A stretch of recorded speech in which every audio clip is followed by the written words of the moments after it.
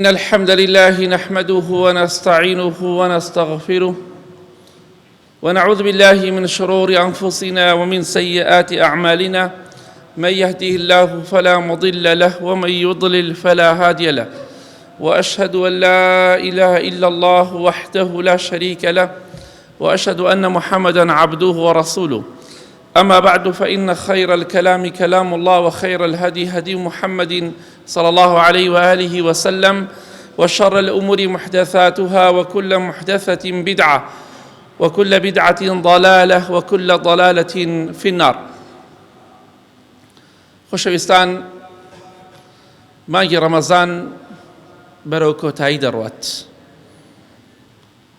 ڕوو دەکەمە هەموو کەسێکی باوەڕدار، ڕوو دەکەمە هەموو کەسێک لەو کەسانەی کە ئەم مانگە بە تایبەت وعدیان داوە بە وشەی ئیاکە نەعبود. خوایە وعد بێ، پەیمان بێ، تەنها عیبادەت بۆ تۆ دەکەم. ئەو وعدەی خۆتان بەرنە سەر و وعدە خلاف مەبن. ئیستیقامەتان هەبێ، بەردەوام بن لەسەر دینداری و خواپەرستی. با بزانین ئەو کەسانەی کە بەردەوامن لە دینداری، لە عیبادەت و خواپەرستی، پاداشتیان چییە؟ نەک تەنها مانگی ڕەمەزان، بەڵکو هەموو کاتێک بەردەوام دەبن. خوای گەورە دەفەرمێ: إن الذين قالوا ربنا الله ثم استقاموا تتنزل عليهم الملائكة. ئەو کەسانەی کە دەڵێن ئەڵڵا پەروەردگارمانە، عیبادەتی بۆ دەکەین، دەیپەرستین، پاشان بەردەوامیش دەبن لە عیبادەتی خوا حتا ئەو ڕۆژەی دەمرن. کاتی مردنیان هات، ئەو ڕۆژەی کە دەمرن بە فەرمانی خوا هەموو ڕۆژێک کۆمەڵە کەسێک ناوی دەرئەچێ بێ بمرێت. ئالەو ڕۆژەدا ئەو کەسانی کە بەردەوام بوونە لە عیبادەتی خوا و تەنها مانگی ڕەمەزان عیبادەتیان نەکردووە، بەردەوام بوونە، ئیستیقامەیان هەبوو، بەردەوام بوونە، ئەو کەسانە لە کاتی سەرەمەرگیانە لە ناڕەحەتترین و ناخۆشترین کاتدا کۆمەڵێک مەلائیکەی زۆردا ئەبەزنە خوارەوە بۆ ڕۆحکێشانی ئینسانێکی ئیماندار کە بەردەوام بۆ لە عیبادەتی خوا. ئەو مەلائیکانە دابەزن، سەلامی خوایە لەسەر بێ بە فەرمانی خوا. بۆچی دابەزن؟ بۆی ڕۆحی ئەو ئیماندارە بکێشن کە لە دنیادا حتا ڕۆژی مردنی، حتا ئەو دقەی کە مردیایە عیبادەتی خوای کرد. خۆشەویستی خوا فەرمێ صلی الله عليه وسلم لە حەدیثێکی صحیحدا، کاتێک کە ئینسان کاتی مردنی هات، کۆمەڵە مەلائیکەیەک لە ئاسمانەوە دێنە خوارەوە، دەموچاویان زۆر سپی و جوانە، دەموچاویان وەکو خۆر دەدرەوشێتەوە. خۆشەویستی خوا فەرمێ صلی الله عليه وسلم کفن و بۆنی بەهەشتیان پێیە، لە بەهەشتۆ کفنێکی تایبەتیان هێناوە بۆ وەی ڕۆحی ئەو ئیماندارە بکەن ناو ئەو کفنە سپیەوە. بۆنێکی تایبەتی بەهەشتیان هێناوە، نەک بۆنی دنیا. ئەمجا پێغەمبەری خوا دەفەرمێ صلی الله عليه وسلم حتا چاوی ئەو مرۆڤە بڕ بکات، چەندە چاوی دەڕوا، ئەوەندە مەلائیکە دانیشتووە لە خزمەتی ئەو ئینسانە ئیماندارەدا، هەموویان دەموچاویان سپی، هەموویان وەکو خۆر دەموچاویان دەدرەوشێتەوە. ئەوە بەروبوومێکی ئیستیقامە و بەردەوام بوونە لەسەر دین. ئەگەر پێت خۆشە ئەو مەجلیسە جوانە ببینی لە کاتی سەرمەرگە، ئەو مەلائیکە جوانانە ببینی، سەلامی خوایان لەسەر بێ، کە دەموچاویان وەکو خۆر دەدرەوشێتەوە، بەردەوام بە. دوای مانگی ڕەمەزان خوات لەبیر نەچێ. خوشکە بەڕێزەکەم، لەچکەکەی ملت بکەرە سەرت، فڕێی مەدە. ئەو لەچکەی کە یەکەم جا کردە سەر سەرەتای ڕەمەزانەوە، دوای کردە ملت و ئێستا بەتەمای فڕێی دەی، فڕێی مەدە. داپۆشراو بە، بەردەوام بە، بۆی لە سەرمەرگا خوای گەورە ئەو مەلایکە بەڕێزانە بۆ دابەزێنێ. ئەمە بەروبوومی بەردەوام بوونە لەسەر دین. تتنزل عليهم الملائکە. بەخوا لەو ڕۆژە ناخۆشەدا کۆمەڵێ مەلائیکە پێشوازیت لێ ئەکەن، تووشی شۆکت دەکەن بەو مەرجەی تۆ بەردەوام بۆ بێتی. پێش مردنی ئینسانی ئیماندار، ئەو ئینسانی کە بەردەوام عیبادەتی خوای کردووە، مەلائیکەکان کاتێکە دێن ڕۆحی بکێشن، چی پێ دەڵێن؟ وەڵا لە دنیادا عیبادەتی خوا بکە، لە سەرمەرگە ئەوەندە مزگێنی خۆشت پێ ئەدرێ، حەز ئەکەی بمری، زوو بمریت. ئەوەشی پەنا بەخوا ڕێگای خوای نەگرتە بێ حەز ناکا بمرێ بەڵام هەرش دەمرێ مەجالی تیان نییە. ئەو کەسانە کە بەردەوام بوونە لە عیبادەتی خوا مەلایکەی ڕۆحکێشان پێیان دەڵێن پێش ئەوەی ڕۆحی دەرچێت، پێی دەڵێن حتا چاو بڕکە دانیشتونە، پێی دەڵێن ئەلا تەخافوا وەلا تەحزەنوا، نەترسی، مەترسە ڕۆحی تۆ دەکێشین، هیچ نەترسیت، ئەمینت دەکەنەوە. ئەها بە فەرمانی خوا ئینسانی ئیماندار لای خوا چەندێ بەڕێزە، چەندێ بەڕێزە ئینسانێک ڕێگای خوا بگرێ 12 مانگە نەک مانگێک. ئەلا تەخافوا وەلا تەحزەنوا، مەترسن خەفەتیش مەخۆن، مەترسە لەوەی لە مۆلا تووشت دەبێ، خەمیش مەخۆ لەوەی کە بەجێت هێڵاوە لە ماڵ و مناڵ و لە هەر کەسێک، هیچ خەم مەخۆ، نەخەفەت بخۆ، نەخەمبار بە، نەبترسە.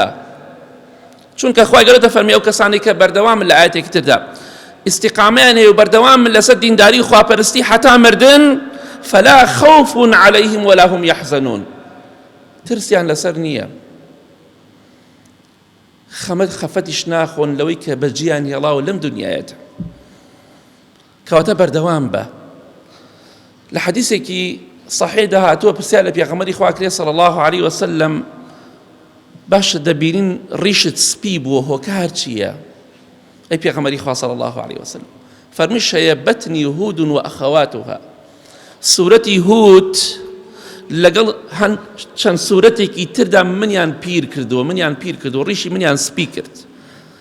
یەکێ لە تابعین لە پیاوچاکانی تابعین دوای سەحابە دەفەرمێ پێغەمبەری خوا هاتە خەوم صلی الله عليه وسلم، وتم ئەی پێغەمبەری خوا صلی الله عليه وسلم تۆ دەفەرمی سوورەتی هود منی پیر کردووە، چی ئاەتێکە؟ فەرمووی ئەو ئاەتی خوا دەفەرمێ فاستقم کەما ئومرت، ئەی محەممەد صلی الله عليه وسلم بەردەوام بە لەسەر دینداری خواپەرستی بەو شێوەی کە فەرمانت پێکراوە، نەک بەو شێوەی کە خۆت عەقڵتەی بڕێ. چۆن فەرمانمان پێت کردووە ئاوا بەردەوام بە.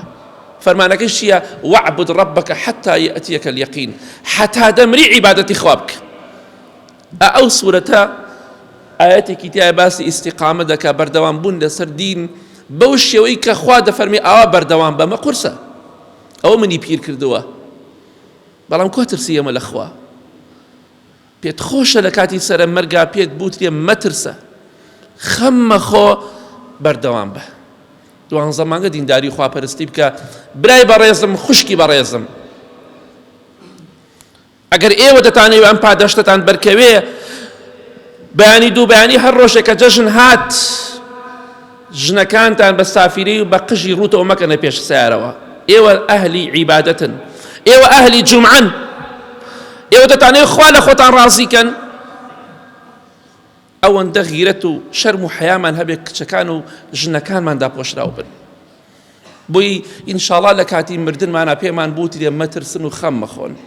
پێت خۆشە وات پێ بوترێ، فەرمووی بیسەلمێنە، فەرمووی بیسەلمێنە بە کردەوەکانت. مەلایکەکان سەلامی خوایان لەسەر بێ کاتێک کە دێن بە ڕۆحکێشانی ئینسانێکی ئیماندار کە لە دنیادا عیبادەتی خوای کردووە، بەردەوام بووە هەتا ئەو ڕۆژەی مردووە. عیسا پێغەمبەر صلی الله عليه وسلم فەرمووی وەئەوصانی بالصەلاة والزەکاة ما دمت حەیە، خوا فەرمانی پێم کردووە حتا دەمرم، حتا زیندوو بم، نوێژ بکەم و زەکات بدەم، تەواو حتا زیندوو بم، تۆشە بێ وابیت. ئەو مەلایکانە سەلامی خوایان لەسەر بێ کە دێن بۆ ڕۆحکێشانی مرۆڤێکی ئیماندار کە لە دنیادا عیبادەتی بەردەوام بۆ خوا کرد حتا مرد، ئەو مەلایکانە سەلامی خوایان لەسەر بێ دەیانەوێت دڵخۆشی کەن، دوای ئەوەی کە پێی دەڵێن مەترسە و خەم مەخۆ، دەیانەوێت ئەمینی بکەنەوە. ئەها چەندێ خوا ڕێزت لێ ئەگەر کە تۆ لە دنیادا ڕێز لە بەرنامەی خوا گرت بێ، پێی دەوترێ وەئەبشیروا بالجەنەة التي كنتم توعدون، مزگێنی بێ لە تۆ بەو بەهەشتەی کە خوا وعدی بە ئێوە داوە.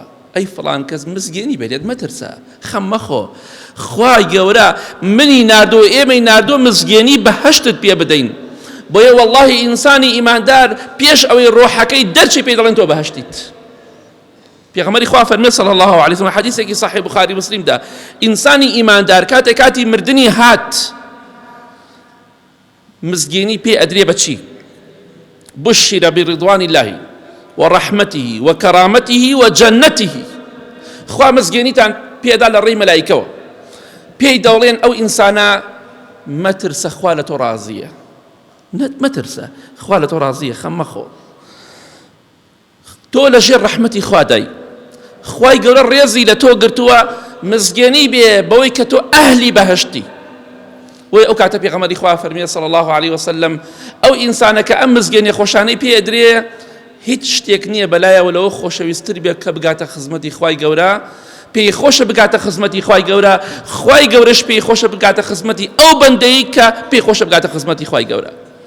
ئالەو کاتە داماوێتە چاومان بەرەو ژوور بۆتەوە، کەس و کارمان بە دەورمان ئاگرین، ئەگەر لەگەڵمان نابن لەو حاڵەتە پێمان دەوترێ مزگێنی بەهەشت لە ئێوە، مەترسن، خوا لە ئێوە ڕازی، ئێوە خۆشەویستی خوان، چونکە لە دنیادا حتا مردن خواتان ناسی، حتا مردن عیبادەتان بۆ خوا کرد، حتا مردن خوشکە بە ڕێزەکان داپۆشراو بوون، بە حیا بوون، بە شەرم بوون.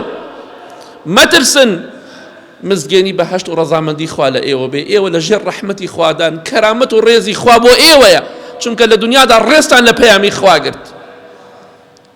ئالەو حاڵەتە پێت خۆشە خوا ڕێزی لێ بگرێ، دوای مانگی ڕەمەزانیش بەردەوام بە، وەرە بۆ مزگەوت، وەرە بۆ عیبادەتی خوا، ئاگات لە قورئان بێ، ئاگات لە ذیکر بێ، ئاگات لە نوێژ و عیبادەتەکانت بێ، بۆی ئینشاءڵڵا ئەم هەموو مزگێنی خۆشە شمولی من و تۆ بکەت. یا ڕەبی خوای لە گوناهەکانمان خۆش بی، لە گوناهی دایک و باوک و مردوەکانمان خۆش بی، خوای گیان ئاخرمان بەخێر بگێڕی، ئامین.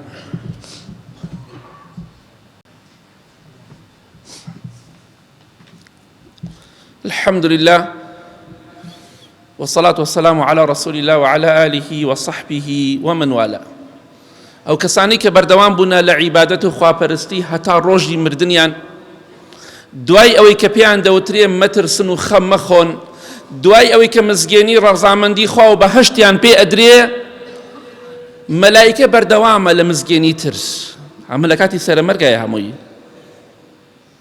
بەخوا خوشکەکەم ئەگەر بەردەوام نەبی تەنها مانگی ڕەمەزان 15 ڕۆژ 10 ڕۆژ دەچک بکەیتە سەرت، ظاهیرەن شمولی تۆ ناکامە، شمولت ناکات، چونکە ئیستیقامت نییە، بەردەوام نیت. خوا ئەفەرمی ئەوانەی بەردەوامن، تۆ بەردەوام نیت، کەواتە شمولت ناکە، ئەم مزگێنیانە شمولت ناکە. کاکە گیان تۆ تەنها مانگی ڕەمەزان نوێژ دەکەی، شمولت ناکات، چونکە تۆ 11 مانگ وازە نوێژێناوە. بگەڕێرەوە بەلای خوا تا زیندوی لەوانەیە ڕەمەزانەکەی تر ئێسک و پرسکیشە ڕزی بێت. بەتەمای چیت؟ وازانی سیارەی جوانت پێ بوو، وازانی خانووی جوانت هەبوو، وازانی پارە لە گیرفان هەبوو، نامریت، بەخوا یەک چرکە تەمەنە درێژ ناگام شتانە. خۆ دڵنیا بەلەوە. مەلایکەکان سەلامی خوایان لەسەر بێ دەیانێت ئەم ئینسانە هێورکەنەوە، مزگێنی لە دوای مزگێنی، چونکە لە دنیادا بەردەوام بۆ لە عیبادەتی خوا. پێی دەوترێ نحن ئەولیاؤکم فی الحیاة الدنیا وفی الآخرة. مەترسە، خەم مەخۆ، ئێمە دۆست و پشتیوانی ئێوەین، هەم لە دنیا و هەم لە قیامەتیش. ئێمە لە دنیادا پشتیوانی ئێوەمان کرد، چونکە ئێوە ئیماندار بوون، تۆ ئیماندار بووی، تەقوات هەبوو، لە خوا ئەترسای، بەردەوام عیبادەتی خوا دەکرد، هەتا ئەم ڕۆژەی کە ئێستا تێدای، کە کاتی مردن و ئەوەیە ژیانی دنیا بەجێ بهێڵی. خەم مەخۆ، مەترسە، ئێمە پشتیوانیت لە تۆ دەکەین بە فەرمانی خوا، ئێمە خۆشەویستی تۆین، ئێمە یارمەتی دەری تۆین، ئێمە دۆست و هاوڕێی تۆین، مەترسە، لە دنیا و قیامەت ئێمە لەگەڵ تۆ داین. چەند خۆش لە دنیادا ئەوە خوای گەورە ئیمانداری زۆر خۆشەوێت، چەندەها مەلایکە مسەخەر کردو بۆ خزمەتکردنی ئینسانی ئیماندار، چەندەها مەلایکە هاتوۆتە مزگەوتەکان، ئێستا ناوی چەندەها بەڕێستان نووسراوە، هاتوونە خزمەتی من و تۆ دەکەن. کەواتە لە خوات لەبیر نەچێ، ڕێگای خوا بگرە. پێی دەوترێ مەترسە، ئێمە پشتیوانی لە تۆ دەکەین، ئێمە دۆستی تۆین، دوژمنی تۆ نین. چەند خۆشە لە کاتێکا لە قناو قەبرەکە دەرەچیت، مەلایکە دۆستی تۆیە، لە ساحەی مەحشەر دۆستی تۆیە، لە ڕۆژی قیامەتدا لە بەهەشتا خوای گەورە دەفەرمێ مەلایکە پۆل پۆل ئەچنە ناو بەهەشتەوە بۆ لای ئەهلی بەهەشت و سەلامی خوا لە ئێوە بێ، ئەی ئەهلی بەهەشت. هەم لە دنیا و هەم لە دوای مردنش ئێمە پشتیوانی لە تۆ دەکەین، مەترسە و خەمبار مەبە. پێت خۆشە ئەمە شمولکە، هەر دەمری، بەڵام پێت خۆشە بەم شێوەیە بمری بە سەربەرزی؟ پێت خۆشە خوا مەلایکە بنێرێ بفەرمێ بڕۆ پێی بڵێن مەترسە فڵان عەبد، پێی بڵێن بە فەرمانی خوا پێی بڵێن ئێمە دۆستی تۆین با خەمبار نەبێ و نەترسێ، با ترسی هیچ نەمێنێ، چونکە لە دنیادا ڕێگای خوای گرت ئەبێ ئەمڕۆ من ڕێزی لێ بگرم بە ڕێز و بە حورمەتەوە ڕۆحەکەت بەڕێ دەکرێ، بەخوا جەنازەکەشت بە هەمان شێوە بە ڕێز و بە حورمەتەوە بەڕێ دەکرێ. ئەوە گرنگە هەم لای مەلایکە بە ڕێزەوە بەڕێ بکری، هەم لای خەڵکیش. جا ئەو ڕۆژە لەبیر نەچێت کە دەتخەنە بانشان دەتبن بۆ گۆڕستان. ئەگەر بەردەوام بی دوای مانگی ڕەمەزانیش خوا بناسی دڵنیا بە ئینشاڵڵا لەسەر مەرگا دڵخۆش دەبیت، مەلایکە پشتیوانی لە تۆ دەکات و دۆستی تۆیە. مەلایکی خوا سەلامی خوایان لەسەر بێ بەردەوامن لەوەی کە مزگێنی خۆشی بە ئینسانێ بدەن لەسەر مەرگایە، هێوری کەنەوە، ئارامی بکەنەوە، هێمنی بکەنەوە بۆ ئەوەی هیچ ترسێکە لەسەر نەمێنێت، چونکە لە دنیادا ئەو چەند ساڵی کە ژیای عیبادەتی خوات کرد. ئەوە ئەهلی ئیستیقامەیە، ئەهلی بەردەوام بوون لەسەر دینداری. ئەو پاداشتەکەیەتی مزگێنی پێ ئەدەن لەسەر مەرگا، پێ دەڵێن فڵان کەس مزگێنی بێ لە تۆ کە لە بەهەشتایی. بەڵام چ بەهەشتێک دەفەرمێ وەلەکم فیها ما تەشتەهی ئەنفوسکم وەلەکم فیها ما تەدەعون. ئەوەی کە نەفست حەزی لێی بێ، ئەوەی ئارەزووی بکەی حەزت لێی بێ لە بەهەشتا بۆ تۆ هەیە. وەلەکم بۆتان هەیە ئەوەی ئارەزووی بکەن و حەزتان لێ بێ، وەلەکم فیها ما تەدەعون، داوای هەرچیش بکەن لە بەهەشتا لە بەردەستانەیە. ئیتر تۆ چیت ئەوێ؟ چیت ئەوێ؟ لە دنیادا سەتەها و هەزارەها شتێ تۆ ئەتەوێ دەست ناکەوێ، حەز لێتی نییە، داوایەکەی نییە. بەڵام ئەوەی لە بەهەشتا حەزت لێی بێ و داوای بکەی لە بەردەستە ئامادەیە. پێویست ناکە ئاوات بخوازی، یەکسەر ئامادەی بۆت. جا ئەم ژیانە بیلعکسی بەهەشتە. ئەم چەند ساڵە بۆ خوا بژی ڕێگای خوا بگرە، دڵنیا بە ئەوەی کە تۆ بتەوێ خوا پێدەدات. بەڵام ئەوەی بڕاتە جەهەنەمەوە داوای قومی ئاو دەکا، خوای گەورە دەفەرمێ خوا حرامی کردووە لە سەرتانی، یەک قومی ئاوتان نەدەینی، یەک قوم ئاو، ئاوی سارد یەک قومێ ناخۆنەوە. ڕێگای خوا نەگری، خوای گەورە بەو پەڕی توندی معاملەت لەگەڵاکات. داوای یەک قومی ئاوی سارد بکەی نییە، داوای یەک پاریوێ نان بکەی نییە. ئەو ئاەتی قورئانە، ئین الله حرمهما على الكافرین. دەی ڕێگای خوا بگرە. ئەوە ڕێگای خوات گرت، ئەوەی کە حەزت لێی بێ و داوای بکەی هەیە، بۆت ئامادە، وەلەکم بۆتان هەیە. کەواتە خوای گەورە دەفەرمێ وەفیها ما تەشتەهیه الأنفس وتلذ الأعین. ئەوەی نەفس حەزی لێ بکە، ئەوەی چاو حەزی لێ بکە لە بەهەشتا هەیە، پێتە بەخشرێ. جا ئەم کەسە لەسەر مەرگا کە بەردەوام بۆ لە عیبادەتی خوا، تەنها مانگی ڕەمەزان خوای نەناسی و بەردەوام عیبادەتی خوای کرد و حتا کاتی سەرە مەرگ پێی دەڵێن مزگێنی پێ ئەدەین بە بەهەشتێک، ئەوەی داوای بکەی حەزت لێ بێ و ئارەزوت لەسەری بێ بۆت هەیە، لە خزمەتتایە. کەواتە بە تەمای چیت بۆ ڕێگای خوا ناگریت، بۆ دوای مانگی ڕەمەزان وازە عیبادەتی خوا دەهێنی. خوای گەورە لە کۆتاییدا دەفەرمێ نزلا من غەفور ڕەحیم. ئەم ڕێز و حورمەتەی کە باسمان کرد بۆ ئەهلی تەقوا، ئەوەی کە بەردەوام بۆ لەسەر عیبادەتی خوا، ئەمە میوانداریەکە لەلایەنی خوای گەورە، خوای ئەو خوای کە بەڕەحمە، ئەو خوای کە میهرەبانە، ئەو خوای کە تاوان پۆشە. ڕێز و حورمەتی ئینسانێک دەگرێت کە لە دنیادا ڕێگای خوای گرتووە. ئیمامی حەسەنی بەسری ڕەحمەتی خوای لێ بێ دەفەرمێ ئەگەر لەسەر زەویدا بە ئەدەب نەبی و ڕێگای خوا نەگری، خوا لە ژێر زەویدا عاقڵت دەکات، بەڵام قیمەتی نێتاسە. لە ژێر زەویە فێری ئەدەبت دەکات، دەزانی ئیسلام یعنی چی. ئەو کاتە تێ ئەگەی خۆزگای داپۆشرا و مای خوشکی بەڕێزم تێ دەگەی. ئەو کاتە تێ دەگەی خوشک و برای بەڕێزم خۆزگای ڕێگای خوام بگرتای و نوێژ و عیبادەتم بکردای، بەڵام تازە ڕۆشت. بۆیە ئەمە میوانداریەکە لەلایەنی خوایەکەوە کە تاوان پۆش و میهرەبانە. ئەوەی ڕێگای خوا بگری ئابەم شێوەیە میوانداری ڕۆحەکەی دەکرێت. میوانداری دەکرێت لە ڕۆژی قیامەتە کە دەڕواتە بەهەشتە و میوانی خوایە. لە کۆتاییدا دەڵێم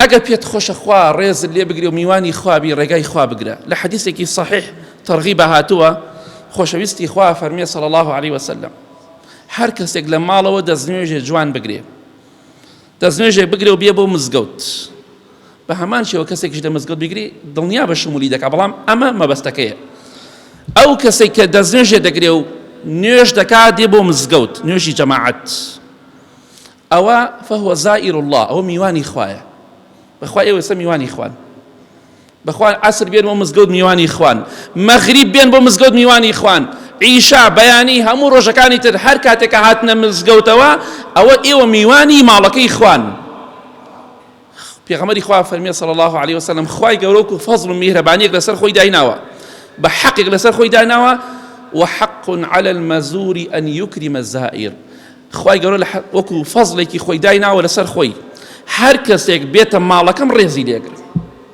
پێت خۆش خوا ڕێزی لێ بگرێ دوای ڕەمەزانی وەرە بۆ مزگەوت جا ئەمە میوانداری کە لە بەهەشتا هەیە لەلایەنی خوای گەورەوەیە تۆ لە دنیادا ببی میوانی ماڵەکەی خوا دڵنیا بە لە کاتی مردن و لە بەهەشتا میوانی ماڵەکەی خوا دەبیت و بەهەشتەکەی خوا دەبیت مەلایکەی خوا بەڕێت دەکەن ڕۆحە پاکەکەت بەڕێت دەکەن بۆ ئاسمان و بۆ بەهەشت بەڵام بەردەوام بە لە کۆتاییدا دەڵێم بەردەوام بن لەسەر دینداری و خواپەرسی بەو شێوەیە کە خوا فەرمانی پێتان کردووە بەو شێوەیە کە فەرمان بە پێغەمبەری خوا کراوە صلی الله عليه وسلم جا ئەگەر پێت خۆشە لە کاتی مردنتا کە هەر دەمریت مەجالی تێدا نییە پێت خۆشە ئەم ڕێز و حرمەتت لێ بگیرێ لە ڕۆحە پاکەکەت بەردەوام بە لەسەر دینداری و خواپەرستی و داپۆشراوی حتا ئەو ڕۆژەی خوای گەورە بە ئەمانەت ئەو ڕۆحەت لێ دەسێنێتەوە و بە پەڕی ڕێز و حرمەتەوە ڕۆحەکەت بەڕێ دەکرێت بۆ ئاسمان و بۆ بەهەشت ئەوە دەپێویستە بەردەوام بی لەسەر دینداری و خواپەرستی ئەمانەتی ئێوە و نوێژ و عیبادەت دوای مانگی ڕەمەزان خواتان نەبیر نەچێ و نوێژە جەماعەتەکانتان نەبیر نەچێ قورئان و زیکری خواتان نەبیر نەچێ اللهم اغفر للمؤمنين والمؤمنات والمسلمين والمسلمات الأحياء منهم والأموات من أهل السنة والجماعة والجماعات يا ربي خوايا الشفاء نخوش كان من بدي بتايبتي أوانا يا دعاء خيريان كدو يا ربي خوايا همني وآرامي ولات من بباريزي خوايا لشر وأجا ولات من بدركي خوايا أواني خمبار نوكيشو مشكليان خوايا بويان حلكي بويان آسان كي أواني قرزاريان بودا بركي أواني حاليان خراب خوايا حاليان باشكي أواني إيمانيان ضعيف خوايا إيمانيان بهيسكي أواني خراپەکارن خوای هیدایەتیان بدەی یا ربی خوای نوێژ و ڕۆژ و عیبادەتمان لێ قبولکەی خوایان ئەمە ئاخر جومعەی ئەم مانگە پیرۆزەیە یا ربی خوایە ئەم مانگە کەفارەتی گوناهەکانی ئێمە بوو بێ یا ربی خوایە ئەم مانگە تێنەپەڕێ بەسەرمانە لێمان خۆش بوو بێت یا رب العالمین خوایە ئێمە فەقیر و داماوین تۆش سەخی دەوڵەمەنی بە ڕەحمی میهرەبانی خوای لێمان خۆش بە خوای شەرمەزاری لای خۆتمان مەکە لە کاتی مردنمانە لەو کەسانە بین کە باسمان کرد یا ربی خوای مزگەنی بەهەشت و ڕەزامەندی تۆمان پێ بدرێ خوایگان بە ڕەحمی خۆتمان لەگەڵا بکەی بکردەوە خراپەکانی خۆمانمان لەگەڵا نەکەی یا ربی خوای ڕەحمان لێ بکەی خوایگانمان خە بەهەشتەوە ئێمە داماوین پێویستمان بە تۆیە خوایە خوای ڕەحمان لێ بکە آمين آمين آمين وصلى الله على محمد وآله وصحبه أجمعين